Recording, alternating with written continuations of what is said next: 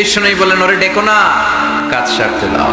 ইচ্ছা মতো বেটা পেশাব করার পরে বিষ্ণুনবী গেলেন, যে বললেন, তুমি যে পেশাব করেছো তুমি কি জানো এই জায়গাটা কি? বেদুইন বলে, না আমি তো জানি না এই জায়গাটা কি। বিষ্ণুনবী বললেন, এটা আমাদের ইবাদতগাহ, এখানে ঢুকে আমরা আমাদের রবরে ডাকি, আমরা নামাজ পড়ি, জিকির করি, তাসবিহ পড়ি, এটা আমাদের ইবাদতগাহ।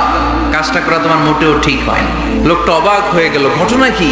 আর আমাকে এত সুন্দর করে বলে যে এটা ইবাদতগাহ। আমাদের ইবাদতগাহের ভিতরে যদি কেউ এরকম করতো, ওরা তো একেবারে সাইজ করে ফেলতাম। সে অবাক হয়ে গেল। সে জিজ্ঞেস করলো, হু আর ইউ, কে আপনি? বিষ্ণুনবী বললেন, আনা মুহাম্মদ সাল্লাল্লাহু, আমি লা ইলাহা ইল্লাল্লাহ মুহাম্মাদুর রাসূলুল্লাহ এই বাণী দিয়ে গোটা বিশ্বে বিপ্লব তৈরি করতে এসেছি। বেদুইন বলল, আমাকেও আপনার বিপ্লবে শরীক করে নেন। ইসলাম মারামারি কাটাকাটিতে আসে নাই। আপনার ব্রড মাইন্ডেড অ্যাটিটিউড দেখে হিন্দু ভাইরা কালিমা পড়ে মুসলমান হয়ে যাবে।